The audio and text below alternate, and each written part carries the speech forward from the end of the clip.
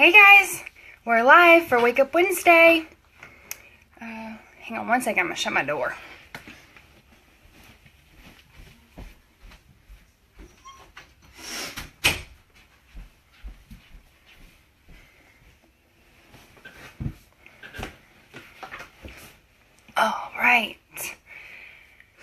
Alright guys, I know I said I was really excited about today. We're going to talk about self-love. It's a little more than the face masks that I joke about and buying yourself chocolate. All that's really important, but self-love really means loving all of you, even the ugly parts. The laugh lines, the stretch marks, all of that makes us who we are. We, as women, are trained to think we need to cry pretty.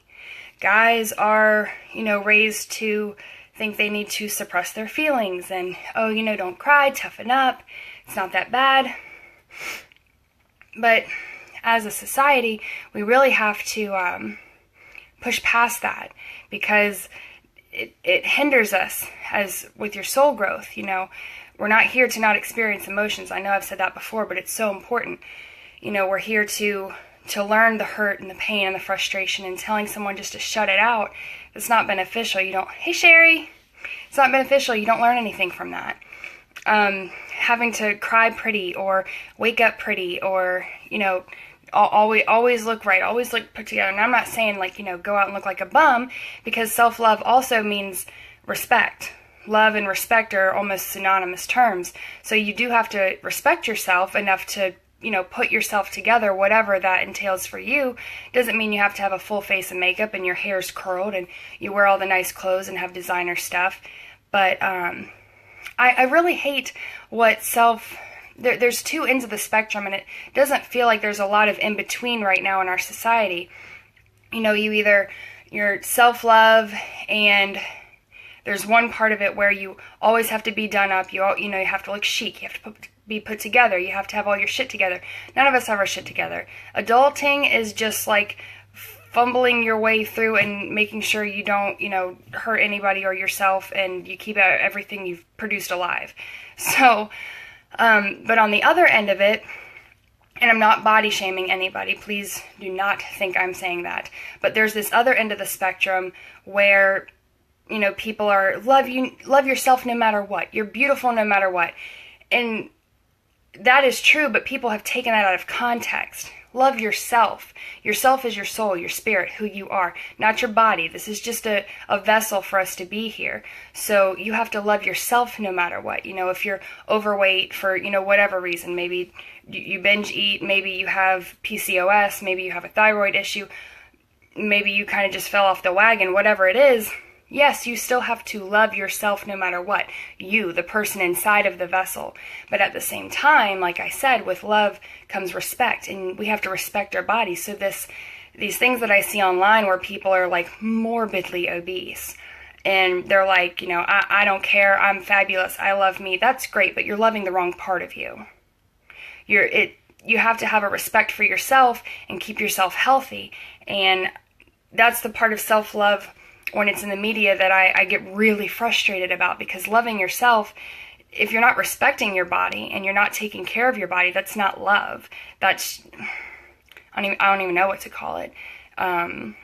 It's a misunderstanding. It's what it is. It's a grave misunderstanding of the term love yourself. Beauty is in the eye of the beholder. So, there are people that like people overweight. That's their aesthetic choice. They like a thick girl, or some people like really thin girls, or people like girls in the middle, or guys too. I'd say girls. I really should make this broader so I can widen my audience. I'm not just talking about women, men too.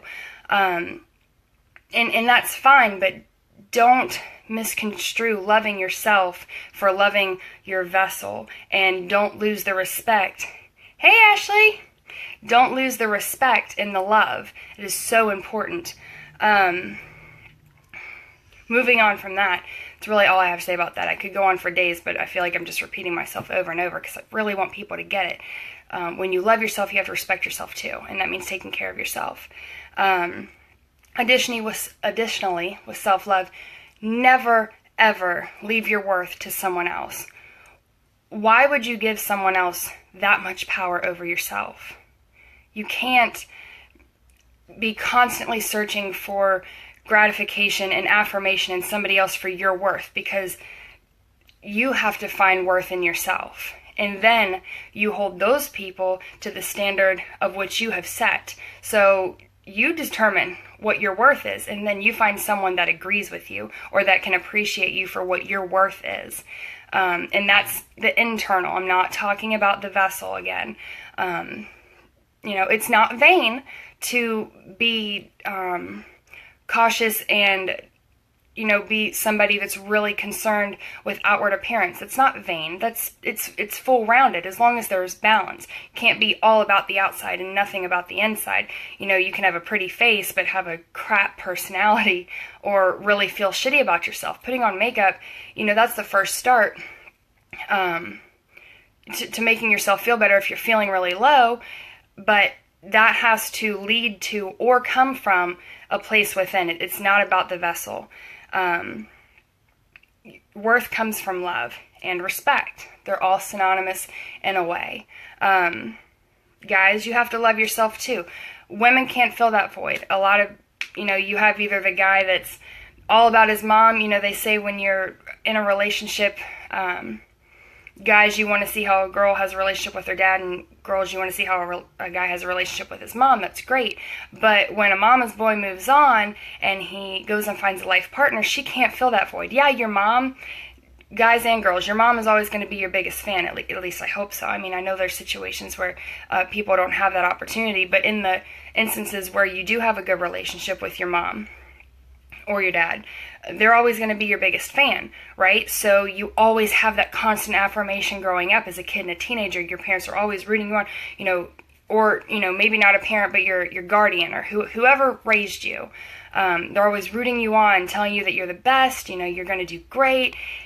That is not supposed to be a permanent way to receive worth and affirmation. They are trying to teach you, or at least should be trying to teach you, how to find that in yourself. So when you're growing up, or as an adult, if you never figured this out, you have to take that and say, they knew who I really was, so this is who I am, so I have to think that of myself. You can't move on and be with a partner and expect your partner to constantly be like, oh my gosh, you're great, you're doing great, I love you. If they do, that's great, but you can't rely on that. You have to know that you're great and what you're doing is great, and know your worth. Your significant other and your friends can't always be that rock that boosts you up and holds you there. They can help you out of a tough spot, but you have to know your worth. And if anybody's struggling with that, I really suggest doing some meditations. And by meditation, I don't mean, listening to music. Meditation can be just thinking to yourself, thinking about, just thinking about all the ways that you love yourself and how you're of love and respect. Ashley says, what if your spouse thinks you're a wonderful, beautiful person inside and out, but you don't feel the same about yourself? How would you change that about yourself? I have big troubles. Sorry, I'm trying to read the rest of your comment. I have big troubles with my self-worth. So that's what I was just talking about, Ashley. So you want to meditate, think to yourself, spend some time with yourself alone. And, you can get out a sheet of paper. Writing things down is such a good way to work through a problem. So you get your paper out, you think about all the things you're good at, all the things that you like about yourself. If you were your friend, if you were somebody on the outside of you, what are the things that you would like about yourself? If you sit down and you go to write and you can't find anything you like about yourself, then that's where I would start. Figure out what you don't like about yourself and work on changing those things to be the person that you want to be. It's all about being the person you want to be, and when you realize that you are, that's where you find your self-worth. If you realize that you don't, well, fixing a problem the first step to doing that is admitting there is a problem.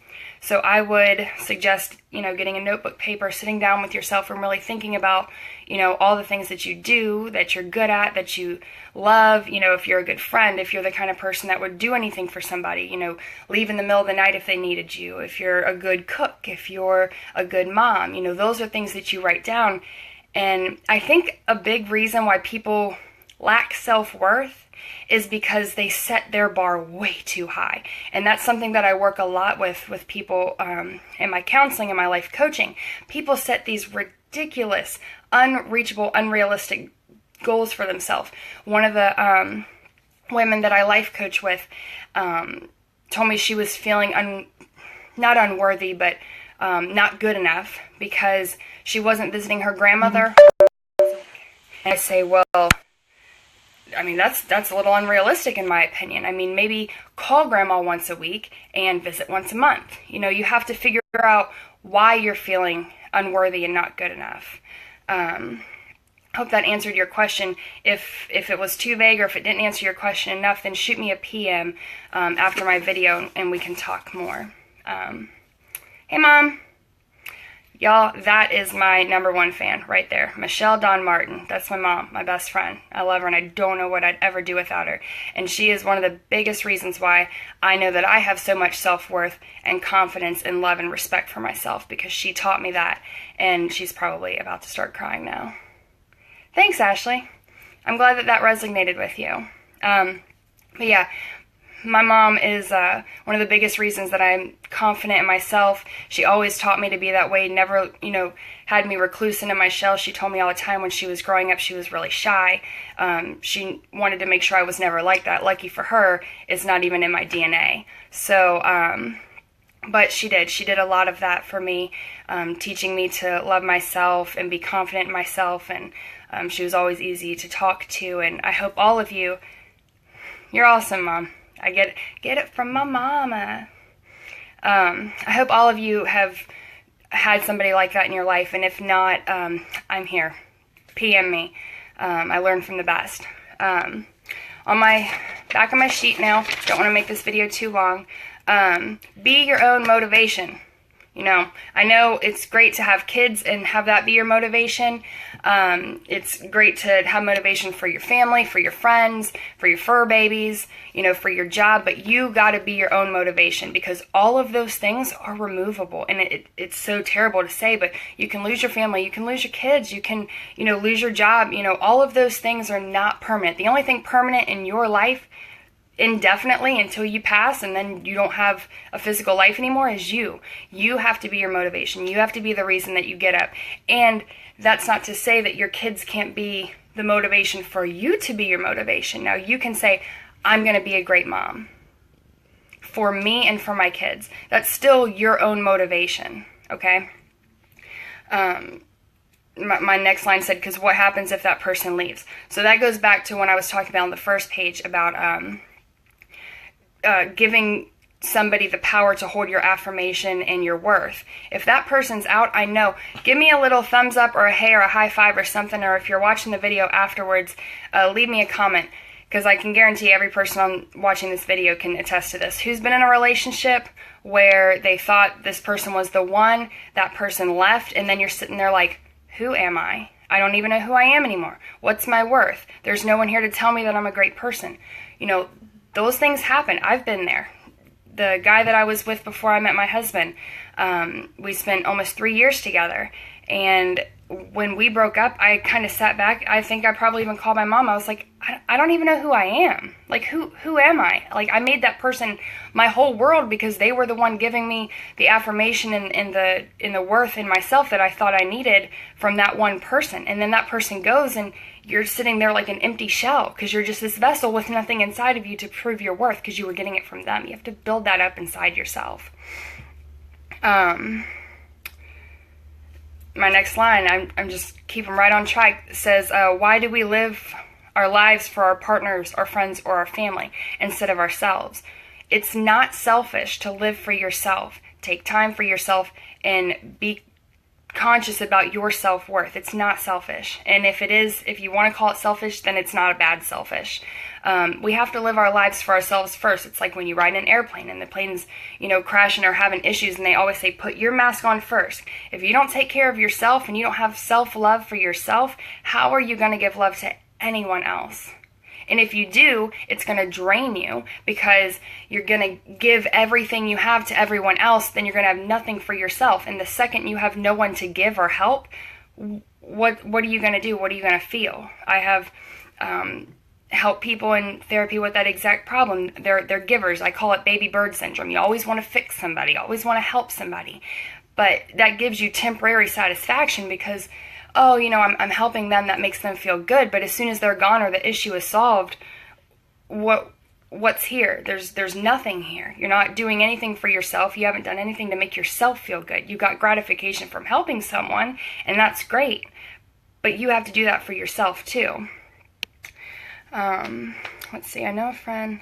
Because her family. I have a friend that is in love and says she can't be with that man because her family wouldn't approve. I'm not going to get into details, but that's devastating. You're going to let your family determine your happiness by saying you can't be with somebody because they don't approve of them? I'm sure other people, watching this video or later on have been through that or know somebody that's been through that too. So you're letting somebody else determine the worth of someone that you love. You know that person. You love that person. They have self-worth. You respect them and love them, but you can't be with them because your family doesn't approve? That's insane. That's not loving yourself. That's putting other people before you. And that's the opposite of self-love. Not to say, you have to be selfish and never help people and never go out of your way. That's not what I'm saying. Just you have to make sure at the end of the day you're putting yourself first. Just like that. How do you care about others' happiness more than your own? That is not selflessness. Selflessness is not loving and caring for people more than you love and care for yourself. I think a lot of people are afraid of ego and being selfish, so they do that. But that's the opposite end of the spectrum. You have to find a happy medium. Let's see. Just in closing, I was saying we're here to evolve and progress our own soul, not anyone else's. Sometimes choices that we make or other people make domino into other people's lives, but unless it's something dramatic like murder or something that's morally evil, that's their life lesson to learn. So, for instance, the last thing I'll say on it, a lot of people, I think, get stuck in relationships. Maybe somebody's in a relationship and they're just not happy anymore. They just don't feel a connection with the person. You just wake up one morning and you're like, you know what, this isn't working for me. But the person hasn't cheated on you. They haven't hit you. They haven't abused you emotionally, mentally, or physically. They haven't done anything wrong. You just don't feel it anymore. That's a good enough reason to go. Okay? Because you can't love somebody else more than yourself. And your self-love is most important. And maybe by leaving, one of their lessons to learn was, loss or betrayal or something. That's their life lesson to learn. You can't live your life trying to help and aid other people's lessons, because the interfering is just delaying them from learning their lessons. The one metaphysical part of today that I wanted to talk about real quick was just your higher self. Self-love, I talked about loving the inner part, your soul, not your vessel. When we're on the other side, before we split into our two parts, and I'll talk about that later on. I think I mentioned it in my first video, the difference in soulmates and twin flames. So when you split, that's your twin flame. But that's another video. Before you split, you have a higher self, okay? And that is the part of you that stays on the other side. And that's your intuition, your red flags. And I know I said sometimes guides are the ones doing that too, and that's true, or family members that are passed away. But your self-love and your true intuition really comes from your higher self. And loving yourself and trusting those little red flags, like if you wake up one day and decide you don't want to be with somebody and you feel like you don't really have a good enough reason, that's a good enough reason. And loving yourself and your soul and you as a whole is listening to that higher self and respecting it and saying, okay, I hear you, something's not right, I'm not feeling this anymore, I love myself enough to say I'm leaving. Okay, so your higher self is that little voice inside of your head, the part of you that stays on the other side before you come here and incarnate. So, anyway, I know that was a mouthful. I think I went, oh goodness, okay. I went like 20 minutes again. If that's too long, guys, let me know. Next week, we're going to talk about a less happy topic. We're going to talk about suicide. And we're going to close up February's love theme. And I'm thinking there's a lot of things that go through my head during the week, and I'm like, oh, I want to talk about that, but it's not really on topic of what I'm, have planned. So I think next month I'm just kind of going to go with the flow. I'm going to try to fit the things that pop into my head randomly into the lesson, but if there's like a random thing that I'm feeling, I might do maybe another like 5-minute, like I'm driving down the road, I'm like, hey guys, clicking on, okay, cool, you like the longer videos. I know sometimes it's hard for people to catch, so I don't want to make them too long because I don't want people to miss things and stuff, but this one I had a lot to go on. But like I was saying, I may just click on during the week, so if you haven't already clicked follow on the page, go ahead and do that. That way if I go live, you'll get a notification, just like randomness that goes through my head that I want to share with you guys. And leave me some feedback on that. Maybe I'll just do like a Metaphysical Monday or something, and it'll just be off topic and it'll be random things. I don't know. We're just working out the kinks and trying to figure it all out. But I love you guys so much, and I'm so grateful for you guys to be on these videos, either watching live or after the fact. And if you are watching after the fact, remember to leave me a comment. Let me know that you saw it afterwards, and let me know if there's anything you want to hear about, any questions you have after the video or anything. And I guess that's it. I cannot wait for next week, you guys. These are so much fun, and I love sharing this information with you all, and I'm so honored and humbled that you guys actually, hop on here and take, 5 to 20 minutes out of your day to listen to me ramble on about stuff that I think is important.